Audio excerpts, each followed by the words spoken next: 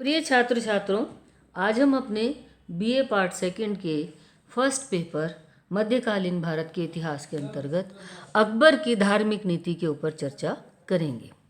हमने अपने पिछले लेक्चर्स में अकबर के संदर्भ में ये चर्चा की थी कि किन परिस्थितियों में अकबर ने अपने शासन की नींव रखी, और क्योंकि अकबर के सामने बहुत सारी समस्याएं थीं, उन समस्याओं का निराकरण करने के लिए उसने राजपूत नीति का सहयोग अपनाया था। और यह राजपूत नीति क्या थी और इसके क्या परिणाम रहे, इसके बारे में हम अपने पिछले लेक्चर में बात कर चुके हैं। अकबर की जो अगली विशिष्टता थी, जो अगली मुख्य नीति थी, वह थी उसकी धार्मिक नीति। अकबर के पूर्वज बाबर और हुमायूं दोनों ही सुन्नी मुसलमान थे। हालांकि बाबर ने कोई व्यवस्थित व योजनाबद्ध धार्मिक नीति शुरू नहीं की थी, किंतु बाबर ने भारत में अपनी सत्ता स्थापित करने के लिए धर्म का सहारा लिया था, और खानवा और चंदेरी के युद्धों को जीतने के लिए उसने धर्म को आधार बनाया। हुमायूं ने भी कोई धार्मिक कट्टरता नहीं दिखाई दी, किंतु फिर भी उनके समय में हिंदुओं पर अत्याचार तो नहीं थे, लेकिन अकबर ने सिंहासन पर बैठते ही एक नई धार्मिक नीति का प्रतिपादन किया।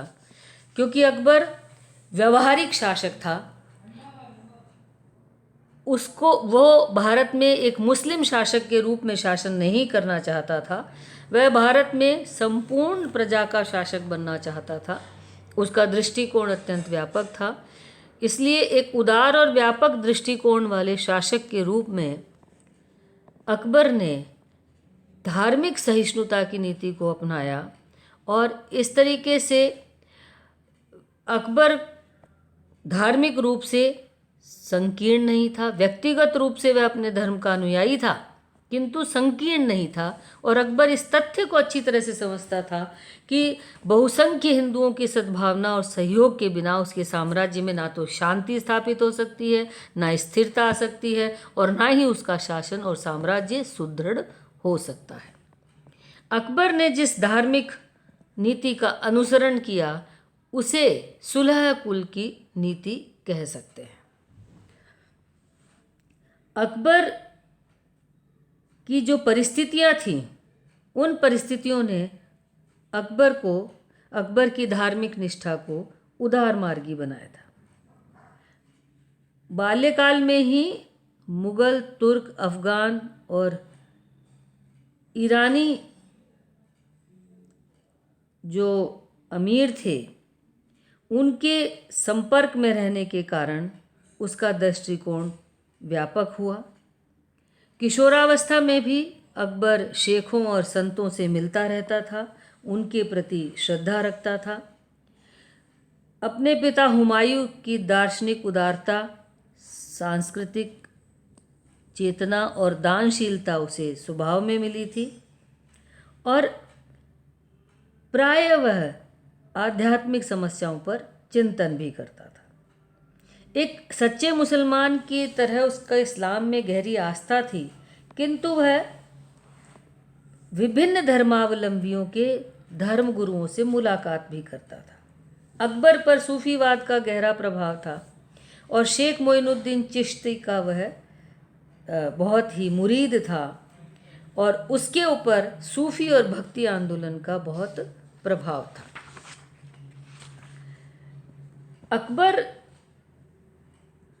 की जो सहिष्णुता थी, उस शेख मुबारक और उसके पुत्रों फैजी और अब्दुल फजल की जो धार्मिक उदारता का उस पर प्रभाव था, उसके जो राजपूत वैवाहिक संबंधों का जो उसके ऊपर प्रभाव पड़ा, उसकी वजह से एक निष्ठावान सुन्नी मुसलमान होते हुए भी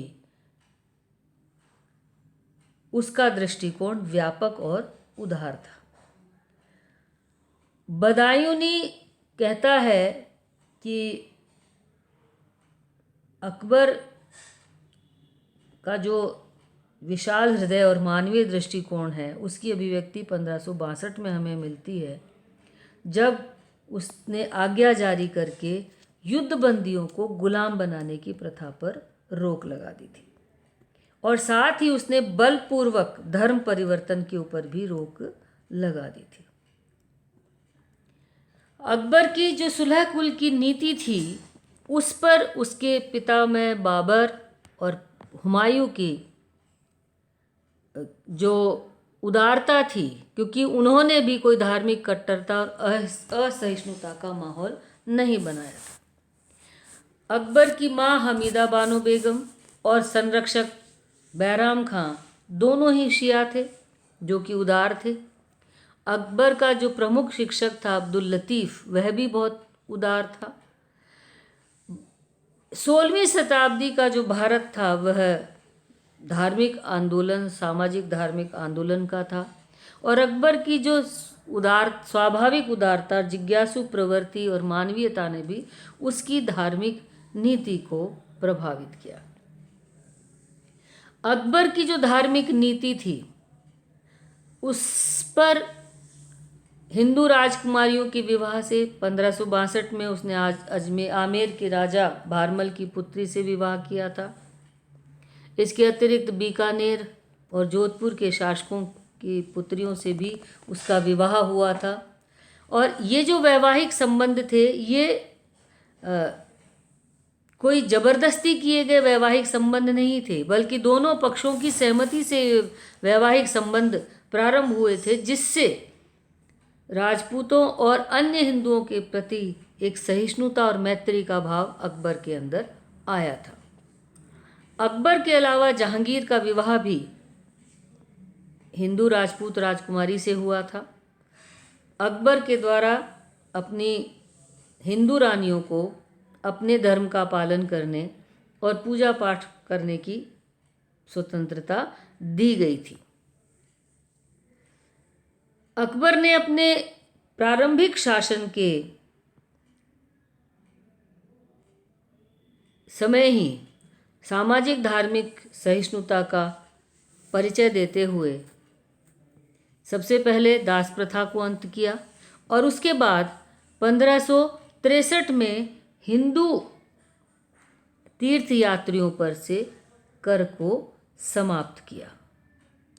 इस तरीके से कर को समाप्त कर वसूली करना बंद कर दिया गया, जबकि उस समय इस कर से प्रतिवर्ष 1 करोड़ की आय होती थी।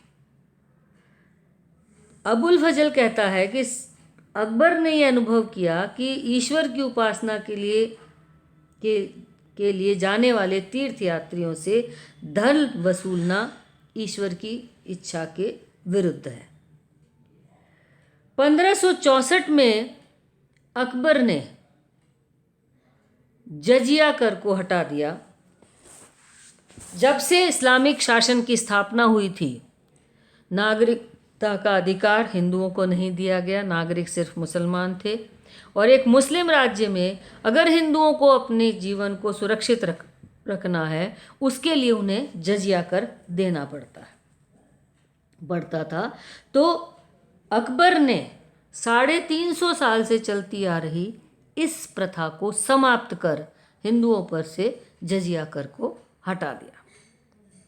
इसके अलावा अकबर ने अपने शासनकाल में प्रशासन के उच्च पदों पर हिंदुओं को नियुक्त करना प्रारंभ किया। मोहम्मद तुगलक पहला शासक था जिसने उच्च पदों पर, सैनिक पदों और प्रशासनिक पदों पर हिंदुओं की नियुक्ति की थी, किंतु अकबर के समय में सेना और प्रशासन के उच्च पदों पर गैर मुसलमानों और विशेषकर हिंदुओं को आसीन किया गया। जैसे राजा टोडरमल को भूमि विभाग और वित्त का सारा काम सौंपा गया। बीरबल की गणना अकबर के नवरत्नों में होती है। राजा भगवंत दास और मान सिंह 5000 मनसब वाले थे। तो और 1594 में 12 वित्त सचिवों की नियुक्ति की गई, जिनमें से 8 हिंदू थे और साम्राज्य का कोई भी ऐसा सरकारी पद नहीं था जहां हिंदू नियुक्त नहीं थे। इसके अतिरिक्त अकबर ने धर्म से राजनीति को बिल्कुल अलग रखा और अपने शासनकाल में सभी लोगों को अपने अपने धर्म की पालना करने की पूरी स्वतंत्रता दी। उसने नए हिंदू मंदिर बनाने की अनुमति भी दी और ईसाइयों को, शियाओं को, सभी को अपने अपने धर्म के पालन करने की और धार्मिक स्थलों के निर्माण की स्वतंत्रता उसके द्वारा प्रदान की गई। अकबर ने एक और महत्वपूर्ण परिवर्तन किया कि बलात् धर्म परिवर्तन पर रोक लगाते हुए बहुत सारे बालकों को वापस हिंदू धर्म में जाने की आज्ञा अकबर ने प्रदान की और अब धार्मिक सरकारी स्तर पर धर्म परिवर्तन को कोई भी प्रोत्साहन नहीं दिया गया। अकबर के द्वारा एक और महत्वपूर्ण कार्य यह किया गया कि क्योंकि वो खुद धार्मिक आध्यात्मिक चीज़ों के बारे में बहुत उत्सुक रहता था, तो उसने जो हिंदुओं के प्रमुख धार्मिक ग्रंथ थे, रामायण, महाभारत और वेद, उनका फारसी भाषा में अनुवाद करवाया और चित्रकारों से उनको चित्रित भी करवाया। हिंदू प्रजा का दिल जीतने के लिए, हिंदू प्रजा का विश्वास अपने प्रति बनाए रखने के लिए अकबर ने अपने दरबार में हिंदुओं और पारसियों की प्रथाओं को अपनाना शुरू किया। उसने झरोका दर्शन, तुलादान जैसे हिंदू प्रथाओं को शुरू किया और अपने दरबार में होली, दिवाली और वसंत का त्यौहार मनाना प्रारंभ किया। और अकबर ने खुद ने गौमांस खाना बंद किया, सूर्य की तरफ मुंह करके बैठकर अग्नि को प्रज्वलित करना, पशु पक्षियों की हत्या पर प्रतिबंध लगाना, कुछ ऐसे कार्य थे जिसने अकबर की सहिष्णुतावादी नीति को दिखाया। इसके बाद अकबर ने जो गंभीर चिंतन और मनन किया और विभिन्न धार्मिक परंपराओं के लोगों से जो धार्मिक चर्चाएं की, तो 1575 के बाद हम देखते हैं कि अकबर के धार्मिक विचारों में एक परिवर्तन हमको दिखाई देता है। जहां 1565 से 1575 तक अकबर युद्धों और विद्रोहों के दमन में ही व्यस्त था, वहां 75 के बाद रहस्यवाद, सूफी भावनाओं का उस पर इतना अधिक प्रभाव पड़ा कि धर्म के प्रति उसकी जिज्ञासा बढ़ गई। और 1575 में अकबर ने फतेहपुर सीकरी में इबादत खाना की स्थापना की। इबादत खाना में इस्लाम धर्म के सिद्धांतों पर परिचर्चा और व्याख्यानों का आयोजन किया जाता था। अकबर स्वयं इन परिचर्चाओं और विश्लेषणों को सुनता था। शेख अब्दुल नबी और अब्दुल्ला जैसे प्रसिद्ध विद्वान इसमें चर्चा करते थे। अकबर ने यह देखा कि इस्लाम के सिद्धांतों और व्याख्या पर मुस्लिम विद्वानों और धर्माधिकारियों में न केवल मतभेद है, किंतु उनमें सहनशीलता और धीरज भी नहीं है जो होना चाहिए। ये लोग छोटी छोटी बातों पर एक दूसरे पर आक्रोशित हो जाते हैं। अकबर ने सभी धर्मों के मर्म को समझने के लिए और अपनी जिज्ञासा को शांत करने के लिए हिंदू, जैन, पारसी और ईसाई धर्म के विद्वानों से मुलाकात की और विभिन्न धर्मों के विद्वानों से बातचीत करने पर उसे एहसास हुआ कि सभी धर्मों का सत्य एक है। और 1578 में उसने इबादत खाना के दरवाजे सभी धर्मों के लिए खोल दिए और अब एक तरीके से इबादत खाना सर्वधर्म संसद बन गया। इबादत खाना जो था वो परिचर्चा का केंद्र बन गया। यहाँ पर धार्मिक चर्चाएं होने लगी। 1579 में इबादत खाना में इस्लामिक सिद्धांतों पर होने वाले विवादों में को दूर करने के लिए उसने धार्मिक विवादों के अंतिम निर्णय अपने पास रखने का निर्णय लिया और इस कार्य के लिए उसने शेख मुबारक और उसके दोनों पुत्र अबुल फजल और अबुल फैजी का सहयोग लिया। जून 1579 में अकबर ने फतेहपुर सीकरी की मस्जिद में स्वयं खुतबा पढ़ा। खुतबे के अंतिम शब्द थे अल्लाहु अकबर, अर्थात अल्लाह ही सबसे बड़ा और महान है। और इसके कुछ दिन बाद एक मजहर यानी प्रपत्र जारी किया, जिसके अनुसार भारत में इस्लाम संबंधित विवादों के निर्णय देने का अधिकार अकबर को दिया गया। इस तरीके से अकबर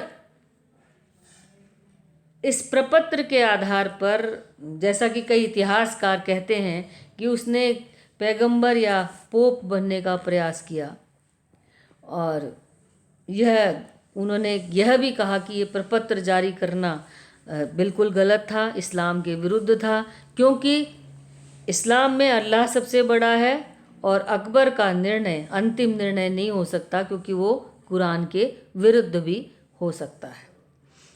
पर इन विवादों के परे अकबर का उद्देश्य धार्मिक विवादों को कम करना था, दकियानूसीपन और कट्टरतापन को रोकने का था और उलेमा के महत्व को कम करने का था।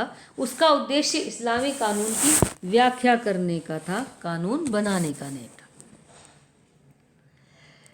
1582 तक आते आते अकबर की धार्मिक नीति और विचार चरमोत्कर्ष पर थे। 1582 में अकबर ने दीन इलाही या तौहीद इलाही की स्थापना की। मार्च 1582 में अकबर ने विभिन्न धर्मों के आचार्यों, उलेमाओं और अमीरों की एक सभा को संबोधित करते हुए कहा, एक शासक द्वारा शासित राज्य के सदस्यों का आपस में बटा रहना और मतभेद रखना गलत है। हमें उन सबको एक करना चाहिए, लेकिन इस प्रकार से वे एक और अनेक दोनों हों, जिससे कि वह यह लाभ हो कि अच्छाई एक धर्म में हो तो वो छूटे नहीं, और अन्य धर्म में जो अच्छाई हो वह भी प्राप्त हो जाए।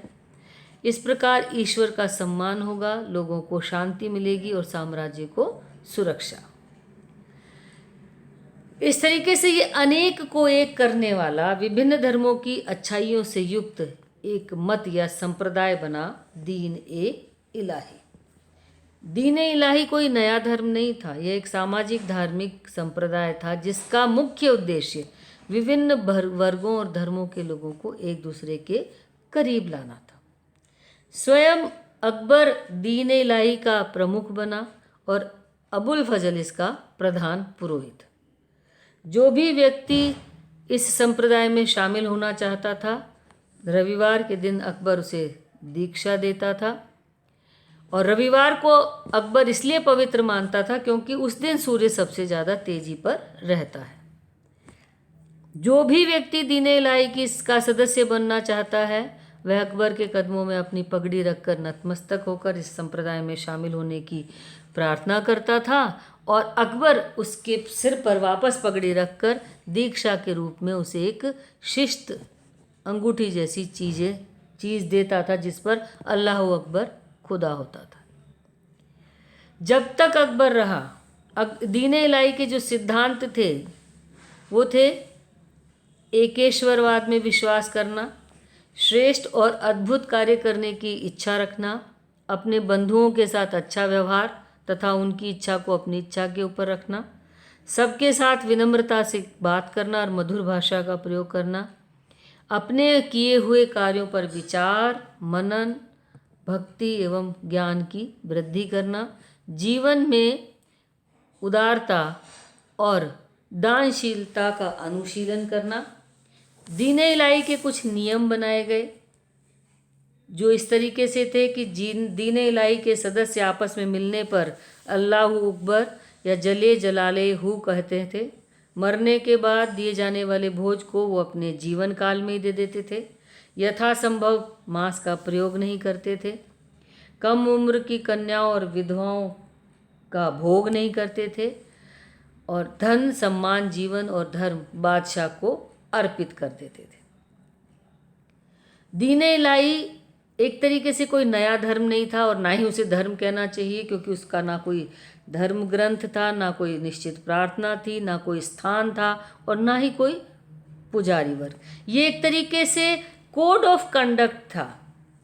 दीन इलाही के रूप में अकबर ने एक आदर्श राष्ट्रीय चेतना और हिंदू मुस्लिम एकता का प्रयास किया।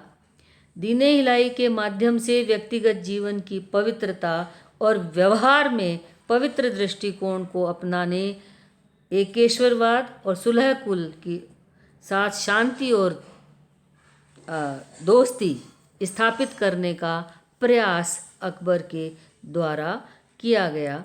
उसने जो धार्मिक कट्टरता थी उसको त्याग कर राष्ट्र और प्रजा को अधिक महत्व दिया। और दीन इलाही की विशेष बात यह थी कि उसने किसी भी व्यक्ति या समुदाय को इसे अपनाने पर बल नहीं दिया, जोर नहीं दिया, किसी के साथ ज़बरदस्ती नहीं की। दीन इलाही के सदस्यों की संख्या बहुत कम ही थी, 20 के आसपास इसकी लोग सदस्य थे। हिंदू सदस्यों में केवल बीरबल ही इसका सदस्य था, बाकी जो हिंदू सरदार थे उनके द्वारा इस दीन इलाही को स्वीकार नहीं किया गया था।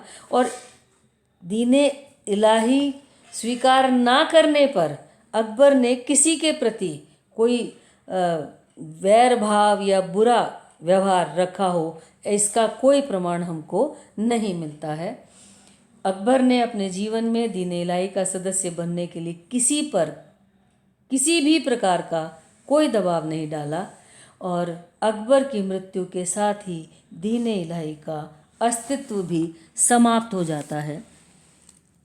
तो इस प्रकार हम ये देखते हैं कि अकबर ने अपनी धार्मिक नीति के माध्यम से भारत में एक राष्ट्रीयता की भावना को स्थापित करने का प्रयास किया, सामाजिक और धार्मिक सौहार्द और सद्भावना बनाने का प्रयास किया। उसका उद्देश्य ये था कि उसका राज्य सांप्रदायिक विवादों में ना फंसे, प्रजा अपने धार्मिक विश्वास का स्वतंत्रता पूर्वक पालन कर पाए, बिना किसी डर के, बिना किसी भय के, और जबरन किसी का धर्मांतरण नहीं करवाया जाए। यह अकबर की एक बहुत ही महत्वपूर्ण नीति रही, जिसकी वजह से अकबर को एक राष्ट्रीय शासक या राष्ट्रभर शासक के रूप में जाना जाता है।